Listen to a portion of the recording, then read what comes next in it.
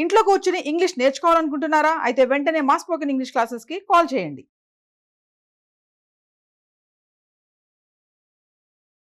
గురుగారు నమస్కారం అండి. నమస్తే. గురుగారు, ఈ మధ్య కాలంలో మనం చూసుకుంటున్నట్లయితే చాలా వరకు పెళ్ళిళ్ళు అసలు ఫెయిల్ అయిపోతూ వస్తున్నాయి. ముందెలా అంటే ఒక మ్యారేజ్ చేసుకున్నారు అంటే 60 ఇయర్స్, 70 ఇయర్స్ వరకు వాళ్ళు చక్కగా కలిసి ఉండేవాళ్ళు, అందరితో కలిసి ఉండేవాళ్ళు, బాగుండేది. ఇప్పుడు ఎక్కడ చూసినా కానీ డైవర్స్ అవ్వడము, లేదంటే చాలా ప్రాబ్లమ్స్ ఫేస్ చేయడము, వాళ్ళ మ్యారేజ్ లైఫ్లో కూడా చాలా ప్రాబ్లమ్స్ వస్తున్నాయి. ఎందుకు ఇలా జరుగుతుందంటారు అసలు? ఈ మ్యారేజ్ ఇన్‌స్టిట్యూషన్ అనేది చాలా పవిత్రమైన పద్ధతి అన్నమాట. ఈ మ్యారేజ్ సిస్టమ్ ఎట్లా వచ్చిందంటే, పశువులకి, మనుషులకి తేడా ఎక్కడ వచ్చిందంటే ఈ మ్యారేజ్ సిస్టంలో వచ్చిందనమాట. మ్యారేజ్ దాని పర్పస్ ఏంటంటే ఇద్దరు మగ, ఆడ, పురుషులు, స్త్రీలు కలవటమే కాదు, వాళ్ళు నెక్స్ట్ జనరేషన్‌కి దారి చూపించాలన్నమాట. సంతానోత్పత్తి జరగాలి. సంతానం ద్వారా మానవాళి ముందుకెళ్ళాలి, పురోగమించాలి. వాళ్ళు మళ్ళీ సద్బుద్ధితోనూ సత్కార్యాలు చేయాలి. అలాంటి దానికోసం ఈ మ్యారేజ్ ఇన్స్టిట్యూట్కి అంత ఇంపార్టెన్స్ ఇచ్చారన్నమాట. పెళ్ళి అనేది ఇది మన ప్రపంచంలో చూసుకుంటే అన్ని దేశాల్లోనూ అన్ని మతాల్లోనూ కూడా మ్యారేజ్ అనేది మాత్రం చాలా అందరూ ఘనంగా చేసుకుంటారు. They celebrate it to the extent possible. సైలెంట్తో చేసుకుంటారు. ఈ మ్యారేజెస్ అనేవి ఎట్లా చేశారంటే, పశువులు పక్షులు ఉన్నాయి, వాటికి మ్యాటింగ్ సీజను, ఏ సీజన్లో కలవటం, వాటితోటి కలిగిన తర్వాత సంతానోత్పత్తి చేయడం, విడిపోవటం. ఆ తర్వాత ఎవరెవరికో తెలియదు. కానీ మనిషి దగ్గరికి వచ్చేసరికి ఏం జరిగింది, ఈ రకమైన పరిస్థితి ఉంటే చాలా విపరీతమైన పోకళ్ళు వస్తాయి అని చెప్పి ఈ ప్రజలందరినీ ఒక సిస్టంలో నడిపించడానికి, మంచి పౌరులుగా తీర్చిదిద్దడానికి, మంచి మనుషులుగా తీర్చిదిద్దడానికి చేసిన ప్రక్రియ. దానికోసం జరిగింది వచ్చేసరికి ఈ మ్యారేజ్ సిస్టంలో 8 రకాల మ్యారేజెస్ వేదకాలం నుంచి ఉన్నాయి. 8 రకాల వివాహాలు ఉన్నాయన్నమాట. బ్రహ్మ, ఆర్ష, దేవ, ప్రాజాపత్య, అసుర, రాక్షస, గంధర్వ, పైశాచిక అని 8 రకాల పెళ్ళిళ్ళు ఇదివరకు నుంచి చెప్పారు. దేవ వివాహం అంటే ఏంటంటే, ఒక కన్య అమ్మాయిని భగవంతుడికి ఇచ్చి పెళ్లి చేసేవారు. ఇదివరకు కాలంలో వెంకటేశ్వర స్వామిని పెళ్లి చేసుకున్నాను, శ్రీకృష్ణుని పెళ్లి చేసుకున్నాను అని చెప్పి దేవుడికి అర్పించేసేవారు. వారి స్వతసిద్ధంగా వాళ్ళు దానికి తీసుకునేవారు. అది దేవ వివాహం. నెక్స్ట్ వచ్చేసరికి బ్రహ్మ వివాహం. బ్రహ్మ వివాహం ఏంటంటే, ఒక కన్యని ఉన్నప్పుడు ఆ కన్యకు యోగ్యుడైన వరుణ్ణి వెతికి అతనికి కొంత ధనం ఇచ్చి అతనికి పెళ్లి చేసేవారు. అది బ్రహ్మ వివాహం. దాన్నే కన్యాశుల్కంగా మార్చారు. అట్లాగే తర్వాత ఎవరైనా ఒక మంచి యోగ్యుడు, ఒక ఋషి అటువంటి వాళ్ళు ఉంటే వారికి సపర్యలు చేయడం కోసం ఒక అమ్మాయిని అతనికి ఇచ్చి పెళ్లి చేసేవారు. అది బ్రహ్మ వివాహంలో వస్తుంది. ఆర్ష వివాహం అంటే ఏంటంటే, అమ్మాయిలకి డబ్బులు ఇచ్చి పెళ్లి చేయడం, కన్యాశుల్కం అని వచ్చేది, చాలా కాలం అది నడిచింది. అది ఆర్ష వివాహం. ఈ 2 సిస్టమ్స్ బాగాలేదు, కరెక్ట్ కాదని చెప్పి అప్పుడు ప్రాజాపత్యం అనేది వచ్చింది. ప్రాజాపత్యం అనేసరికి ఏంటంటే అందరూ ఈక్వల్ అన్నమాట. ఈక్వల్గా ఉండి ఒక కుటుంబంలో పుట్టిన అమ్మాయిని వేరే కుటుంబంలోకి ఇవ్వాలంటే అప్పుడు వాళ్ళన్నీ సమానంగా ఉండేలాగా, లేదా అమ్మాయి సుఖంగా ఉండేలాగా ఏం చేయాలనేది చూసుకుని వారికి ప్రాజాపత్య వివాహం చేసేలాగా అది ఆలోచించారు. ఆ ప్రాజాపత్యమే ఇప్పుడు అందరూ అనుసరిస్తూ వచ్చారు. ఇందులో వచ్చేసరికి ఏం జరిగిందంటే, ఆ తండ్రి ఎవరైతే అమ్మాయిని కంటాడో వధువు తండ్రికి ఎక్కువ బాధ్యత ఉందన్నమాట. అతనికి తన బిడ్డ ఎటువంటిదో తెలుసు, ఆమెను ఎలా పెంచాడో తెలుసు, ఆమెకు ఎటువంటి భర్త కావాలి, మగవాళ్ళు ఎలాంటి వాడో తండ్రికి తెలుస్తుంది. సో ఎటువంటి మగవాడిని తీసుకొచ్చి ఆమెకి పెళ్లి చేస్తే ఆమెకి అనుకూలంగా ఉంటుంది అనేది చూసేవారు. అప్పుడు ఏం జరిగింది, వారంతా ఈక్వల్. అప్పుడు సమానమైన ఈ సిస్టమ్స్ అప్పుడున్న ధర్మం ప్రకారం ఒకే కులం, ఒకే మతం, ఒకే స్థితి అవన్నీ చూసుకోరు. అప్పుడు it is socio religious and economic affair అనమాట. దాని ప్రకారం ఈక్వల్గా చూసుకున్నప్పుడు ఇటువంటిని చూసుకోవాలి.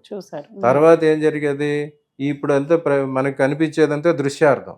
మనిషి అపీరెన్సు, వాడి సైజు, వారి ఆస్తిపాస్తులు ఏంటి అనేది ఫిజికల్గా తెలుస్తుంది, ఉద్యోగం ఏంటి అనేది.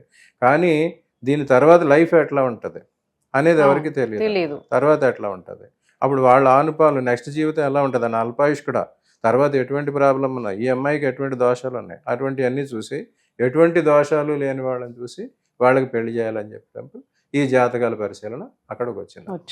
ఈ మనిషి ఆనుపాలు, పుట్టుపూర్వోత్తరాలు, వివాహానంతర జీవితం అంతా తెలియజెప్పేది జాతకాలు అనమాట. ఉమ్, అప్పుడు అందరూ తప్పనిసరిగా జాతక పరిశీలనకి చేసేవారు అనమాట. నెక్స్ట్ వచ్చేసరికి అసుర వివాహం. అసుర వివాహం ఏంటంటే ఎవరైనా రుణగ్రస్తులు అయిపోయినప్పుడు ఒక ఆడపిల్లని వాళ్ళు గతి లేని పరిస్థితిలో ఉంటే ఆ రుణాలు ఇచ్చిన వారు వాళ్ళని వేధించి అమ్మాయిని పెళ్లి చేసేసుకోవటం అసుర వివాహం. ఇంకా ఉమ్, రాక్షస వివాహం ఏంటంటే ఒక అమ్మాయిని ఎత్తుకుపోయి ఓకే. తీసుకుపోయి ఆ అమ్మాయిని పెళ్లి చేసుకోవటం, అది రాక్షస వివాహం. ఇంకా పైశాచిక వివాహం ఏంటంటే ఎవరైనా అమ్మాయి మీద అత్యాచారం చేసి ఆమె లేని పని అశక్తురాలు ఉన్నప్పుడు బలహీనమైన పరిస్థితులు ఉన్నప్పుడు ఆమె మీద అత్యాచారం చేసి తర్వాత నేనే పెళ్లి చేసుకుంటా అది. ఇక గాంధర్వం. గాంధర్వం అనేది ప్రేమ వివాహం. ఇప్పుడు అందరికీ బాగా గాంధర్వ వివాహాల మీద వచ్చింది. ఉమ్, ఆ గాంధర్వ వివాహానికి ఆద్యులు వచ్చి శకుంతల దుష్యంతులు అన్నమాట. ప్రేమ వివాహం. ఉమ్, ఉమ్, ఆ ప్రేమ వివాహానికి శకుంతల దుష్యంతులు ఆద్యులు. ఆ శకుంతల దుష్యంతుల వృత్తాంతం విన్న వాళ్ళకే ప్రేమ వివాహంలో ఎటువంటి బాధలు ఉన్నాయని తెలుస్తుంది. ముందు దుష్యంతుడు వెళ్ళాడు, శకుంతలను చూశాడు, నచ్చింది, పెళ్లి చేసుకున్నారు, బిడ్డని కన్నాడు, వచ్చేసాడు. వచ్చిన తర్వాత నాకు గుర్తులేదు అన్నాడు. సో ప్రేమ వివాహాల్లో ఉంటాయన్నమాట. ఈ ప్రేమ వివాహాలు ఇటువంటివన్నీ ఇలా ఉండగా ఈ వివాహాన్ని ప్రభావితం చేసే గ్రహాలు ఐదు గ్రహాలు మెయిన్ ఉంటాయన్నమాట. ఓ, ఈ ఆహా. కళ్యాణానికి కారకుడు ప్రతి వాళ్ళకి జన్మజాతకం చూసుకుంటే సప్తమాధిపతి, సప్తమంలో ఉన్న గ్రహం తర్వాత మగవాళ్ళకైతే శుక్రుడు, ఆడవాళ్ళకైతే కుజుడు, గురువు, వీళ్ళు కళ్యాణకారకులు అవుతారు. అప్పుడు అటువంటి వాళ్ళకి సప్తమ స్థానంలో ఎలాంటి గ్రహాల ప్రభావం ఉన్నది, వాళ్ళకి ఎటువంటి లైఫ్ ఉన్నది, ఎటువంటి భార్యాభర్తలు వస్తారు, వాళ్ళకి నెక్స్ట్ సంతానం ఎట్లా ఉంటుంది, ఎలా ఉంటుంది? అవన్నీ కూడా అలా చూడాలన్నమాట. దీనికి ఏం చేశారు, మనం ఇంతకుముందు చెప్పుకున్నట్టు ఈ ఓఓవివి చౌచేచోళ సిస్టమ్ ఎలా అయితే పెట్టారో అందుకు వీరందరికీ కామన్గా చెప్పడానికి వర్ణకోటం, వశ్యకోటం, గ్రహకోటం, యోనికోటం అనే ఒక 8 పాయింట్స్ తీసుకొచ్చారు. తీసుకొచ్చి ఆ 8 పాయింట్స్ తీసుకుని వాటికి కొన్ని మార్క్స్ ఇచ్చి 36 వచ్చినవి. ఆ 36 పాయింట్లో కనీసం 18 అన్నా వస్తే చేయండి అని చెప్పి ఒక సిస్టమ్ అప్పుడు ప్రపోజ్ చేశారు అనమాట. ఉమ్, అది జనరల్గా అందరికీ చెప్పిన సిస్టమ్, ఎంసెట్ క్వశ్చన్ పేపర్ లాంటిది. ఇప్పుడు అది అప్లికబుల్ కాదు. ఉమ్, అలాగా ఇప్పుడు విమర్శలు ఎక్కడ వస్తాయి, ఈ 36 గణాలు చూసాము, గణాలు కలిసినాయి అన్నారు, గుణాలు అన్ని కలిసి. పంతనాలు కలిసినాయి, కానీ ఎందుకు ఫెయిల్ అయినా కూడా అవును గొడవలు ఎందుకు అవుతున్నాయి ఫెయిల్ అవుతున్నాయంటే వాటికి కారణం అది కాదు, కాలం చెల్లింది. ఇంకోటి ఏంటి, ఇదివరకు వివాహాలు చేసేప్పుడు వరుడికే ఎక్కువ ఇంపార్టెన్స్ ఇచ్చేవారు. ఉమ్, వరుడికి మా అబ్బాయికే జాతకం చూసి అతనికి ఎలా అనుకూలమైన భార్య ఉంటుందని చెప్పి ఆమెనే చేసేవారు తప్ప వధువుకి అంత ఇంపార్టెన్స్ ఇచ్చేవారు కాదు. ఉమ్, అప్పుడు అమ్మాయిలకి అప్పుడు ఆర్థిక స్వాతంత్రం అంత లేదు, వీరికి ఎక్కువ గృహంలో కావాల్సిన బాధ్యతలు వీరికి ఇచ్చారు. సో అవి చూసుకుంటే చాలు, కుటుంబాన్ని చక్కగా నడుపుకుని సంతానాన్ని చక్కగా పెంచుకుంటే చాలు, అంతవరకే స్త్రీకి చూశారు.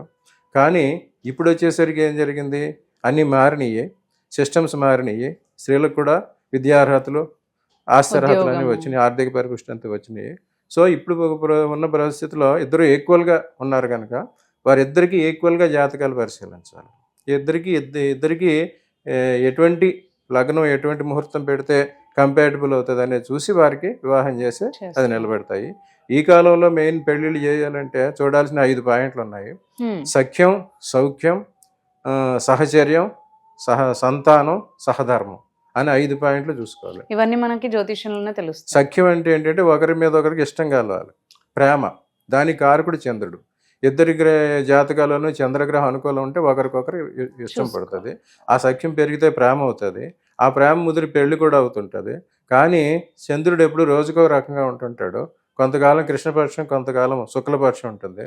అందుకు స్టార్టింగ్లో మొదలైన ప్రేమ కొన్నాళ్ళు వికటిస్తుంటుంటుంది, అలా వికటించింది మళ్ళీ వివాహానికి ఫెయిల్ అవుతూ ఉంటుంది. సో అందుకు ప్రేమ Okay. వివాహాలన్నీ సక్సెస్ కాకపోవడానికి కారణం అది. Okay. ఇంకా రెండోది ఏంటి, సౌఖ్యం అన్నమాట. సౌఖ్యం అంటే వారిద్దరు శారీరక సౌఖ్యాలు సంపూర్తిగా అనుభవించాలి, దానికి కారకుడు శుక్రుడు.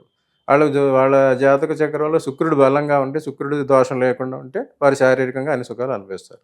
ఉమ్, నెక్స్ట్ కావాల్సింది ఏంటి, వాళ్ళకి సహచర్యం, ఇద్దరు కలిసి మేమిద్దరం కలిసి బతుకుతాం అనే అగ్రిమెంట్కి రావాలన్నమాట. వివాహం కూడా ఒక అగ్రిమెంటే. Correct. మిగతా చోట్ల కూడా అడుగుతారనమాట, క్రిస్టియానిటీలోను ముస్లిమ్స్లోను కూడా ఆ. కుబుల్ కర్తీహో అని చెప్పి ఈమెని డూ accept. యాక్సెప్ట్ ఇన్ వాళ్ళు Accept. అడుగుతారు. ఆ. అట్లాగే మన దగ్గరికి వచ్చేసరికి ఏం జరుగుతుంది, ఈ ఒప్పందం వరుడికి వధువు తండ్రికి మధ్య ఉంటుంది అన్నమాట. నాతి చరామి అని చెప్పిస్తారని, అవును, ధర్మేచ అవును. అర్ధేచ మోక్షేచ నాతి చరామి అని ఇతను చెప్పేసి చేయిస్తారు. అవును. అట్లాగా ఆ అగ్రిమెంట్ రావడానికి కారకుడు బుధుడు అన్నమాట. బుధగ్రహం అనుకూలంగా ఉంటే వాళ్ళు ఆ వేటలాకలో ఉంటారు. ఇంకా తర్వాత వీరికి కావాల్సిన సంతానాన్ని ఇచ్చేవాడు గురువు అన్నమాట. ఇదివరకు ఏం చేసేవారు, వీళ్ళు ఏదో మొదట్లో కసుబుసులు ఆడుకున్న పరపత్యాలు వచ్చినా పిల్లలు పుట్టేసరికి కలిసి ఉంటారులే అని చెప్పి వాళ్ళకి పెళ్లి చేసేవారు. చేసేవాళ్ళు. ఆ పిల్లల్ని చూసి వీరు కలిసి ఉండేవారు. ఎవరికైతే గురువు అనుకూలంగా ఉంటాడో వారికి సంతానం ఉండి సంతానం ద్వారా వారు కలిసి ఉంటారు. ఇంకా వీరి జీవితాంతం చివరి వరకు కలిసి ఉండాలన్నమాట. మధ్యలో ఒకళ్ళు విడిపోకుండా, లేకపోతే ఒకరి ముందు ఒకళ్ళు చనిపోకుండా, లేకపోతే వియోగం, ఒకళ్ళు ఒక దేశంలో ఇంకొకళ్ళు ఇంకో దేశంలో ఉండకుండా, వియోగము విషాదం విలాపం అటువంటి జరగకుండా వీరు జన్మాంతం కలిసి ఉండాలంటే దాని కారకుడు శని అనమాట. సో శని ఎవరికైతే అనుకూలంగా ఉన్నాడో వాళ్ళంతా జీవితాంతం కలిసి ఉంటారు. ఈ రకమైన గ్రహాల అమరిక ఎవరికి ఉందో చూసి అవన్నీ సక్సెస్ఫుల్గా చేస్తే ఆ వివాహాలు నిలబడతాయి. ముఖ్యంగా ఇప్పుడు ఇవన్నీ చూస్తే వచ్చేసరికి నిలబడుతుందని అంటున్నారు. అవన్నీ చూసే పరిస్థితి ఇప్పుడు ఈ కాలంలో రావటం లేదు. ఈ సఖ్యం సౌఖ్యం అనేవి ముందే అయిపోతున్నాయి. అందరికీ ఫ్రీడమ్ వచ్చేసరికి తర్వాత వచ్చేసరికి సంతానం పుట్టినా సరే వాళ్ళు విడిపోతున్నారు. అలాగే కోలివింగ్ సహజీవనంతో సంతానానికి అంటున్నారు. ఆ సంతానానికి అంటం వల్ల చాలా ప్రాబ్లమ్స్ వస్తాయి. దీనివల్ల ఇదివరకే చెప్పారు, ఇలాంటి పరిస్థితి వస్తే ఎటువంటిది వస్తుంది. ఎవరైతే ఈ రకమైన సిస్టమ్ ఫాలో అవ్వరో వారికి తర్వాత సంతానం వల్ల విభేదాలు వస్తాయి. ఇదివరకు మనం చూసాము, పిల్లల్ని ఇప్పుడు ఇదివరకు పిల్లల్ని పెంచేప్పుడు ఆ పిల్లల కోసం తల్లిదండ్రులు చాలా త్యాగాలు అవి చేసి జీవితాంతం వాళ్ళకి అంకితం చేసేవారు. కానీ తర్వాత ఏం జరుగుతుంది, వీరి తల్లిదండ్రులు కానీ విడిపోయారంటే తర్వాత పిల్లలే వీరిని విభేదించటం, వీళ్ళని పట్టించుకోకపోవటం, అటువంటి బాధ్యతారహితమైన చర్యలకు పాల్పడుతుంటారు. అప్పుడు వారిని మంచి దారిలో పెట్టే నైతికత వీరికి లోపిస్తుంది అనమాట. నువ్వే ఆ పెళ్లి చేసుకోలేదు కదా, నువ్వే అట్లా ఉండలేదు కదా, నువ్వు నాకెట్లా చెప్తావు అనే పరిస్థితి వస్తుంది. సో అందుకోసం ఇటువంటి సిస్టమ్ ఇప్పటికైనా అందరూ ఫాలో అయ్యి వారి జాతకాలు పరిశీలింపజేసుకుని వారికి ఎటువంటి యోగ్యత ఉంది, ఎటువంటి జీవితం ఉంది అని తెలుసుకుని వారికి తగిన పార్ట్నర్ని తీసుకుంటే వారు చూసుకుంటే వారి జీవితాన్ని సక్సెస్ఫుల్ నడుస్తారు. ధన్యవాదాలు గురుగారు, చాలా చక్కగా వివరించారు.